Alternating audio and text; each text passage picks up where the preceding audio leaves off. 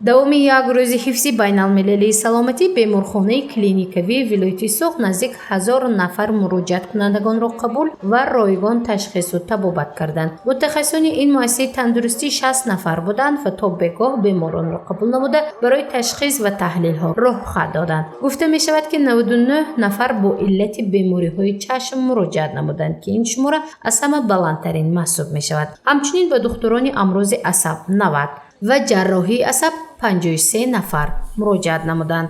аз тамоми шаҳрноҳияҳои вилоят 911 нафар муроҷиаткунандагон муроҷиат карданд ва аз тарафи мутахассисони пуртаҷриба олимон тавсияҳои муҳит дода шуданд. дар чорабинии мазкур зиёда аз 60 нафар табибон иштирок карданд ва бисёртар ба табибони амрози чашм, амрози асаб, узҳои ҳозима муроҷиат шудааст. бояд қайд кунам ки дар муроҷиати аз тарафи беморхона оиди гузарондани ультрасадо 80 нафар муроҷиаткунандагон, гузарондани аксбардорӣ 89 нафар ва гузарондани ҳар гуна таҳлилҳои хун наздик 40 нафар ба таври ройгон гузаронда шуд. ин рақам дар беморхонаи клиникавии рақами якуми шаҳри Хуҷанд дигаргун аст. давоми як рӯзи табобат ва муоинии ройгон ба ин муассиса 282 нафар муроҷиат намуданд. беш аз 50 нафар аз ташхиси ултрасадо ва 69 нафар аз рентген гузаштанд. аз таҳлилҳо бошад дар мисоли хун, пешоб ва қанд дар умум 33 нафар ройгон гузаштанд. хушбахтона аз 282 нафар муроҷиаткунандагон пас аз таҳлилу ташхисҳо 12 нафар солим буданд. санаи 7 апрел оғозан аз соати 8 то соати 14:00 дар умум ба беморхонаи клиникавии рақами шаҳри Хуҷанд 282 нафар шаҳрвандон муроҷиат намуданд ки ба онҳо 9 намуд мутахассисон аз ҷумла табиби амрози дарунӣ, табиби дилшинос, табиби ҷарроҳ, табиби ҷарроҳии кӯдакона ва ғайраҳо хизмат расониданд. бисёртар аҳолӣ бо бемориҳои музмин муроҷиат мекарданд ва дар ҳамон рӯз бисёртар муроҷиат шуд ба табибони асабшинос ки шумораи онҳоро мо дар охир ба 4 нафар расонидем ки навбатпоӣ кам шавад, табиби дилшинос ва табиби амрози дарунӣ. бисёртар беморон муроҷиат мекарданд бо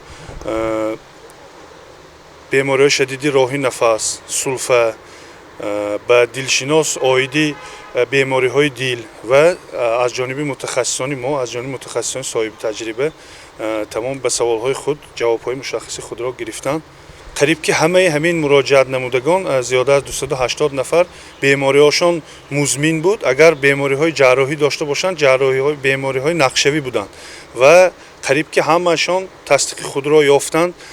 ба маслиҳатҳо дода шуд, роҳхат дода шуд ва дар ин рӯз 69-70 адад ташхиси рентгенӣ, 59 адад ташхиси ультрасадоги ковоки шикам ва 36 дона таҳлилҳо аз ҷумла таҳлили умумии хун, таҳлили умумии пешоб ва таҳлили қанд, таҳлили хун ба қанд гирифта шуд. дар ин беморхона 53 нафар ба духтурони асабшинос ба мутахассиси амрози дарунӣ бошад 47 нафар ва ҳамчунин ба табиби дилшинос 29 нафар муроҷиат намуданд ки ин рақамҳо нисбат ба муроҷиати дигар намуди мутахассисон бештар ба ҳисоб меравад. дар беморхонаи шаҳрии рақами дуюми шаҳри Хуҷанд бошад 176 нафар муроҷиат намуда ба ташхис ва табобати ройгон фаро гирифта шуданд. ҳамун рӯз ба ҳама табибон фаъолона иштирок карданд. дар ҳамин рӯз тақрибан 176 нафар муроҷиат карданд. аз инҳо асосан бемориҳои узвҳои рагҳои хунгард, асосан бемориҳои узвҳои занона бисёр дарёфт карда шуд. ин албатта ин корҳо фоидаш ҳамин ҷиҳаташ ба ки пешгирии бемориҳое ки ишмии дил, пешгирии бемориҳои фарбегӣ, ғизодии солим, пешгирии бемориҳои саратони гарданаки бачадон, ин корҳо ҷудоям саҳм гузашт.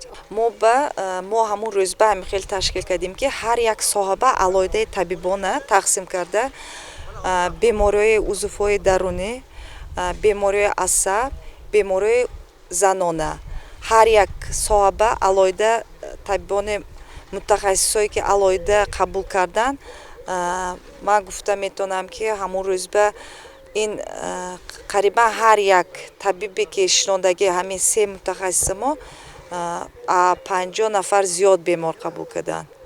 дар вилояти суғд 934 адад муассисаҳои тандурустӣ фаъол аст ки барои нигоҳдошти саломатии мардум кор мекунанд. аз баргузории чорабинии рӯзи умумии ҷаҳонии саломатӣ 3 рӯз сипарӣ шуда бошад ҳам маълумоти умумии хизматрасониҳо дар сатҳи вилоят то ҳанӯз дастнорас аст. аз ин рӯ дар алоҳидагӣ чанде аз онҳо таҳлил ва баррасӣ карда шуд, вале раёсати тандурустии вилоят ҳанӯз таҳлили худро ба охир нарасондааст то муайян карда шавад ки дар вилоят чанд нафар ба ташхиси ройгон фаро гирифта шуданд. гузориши Мафнушпур ва Наимҷон Оюбов барои барномаи иттилоотии хабар.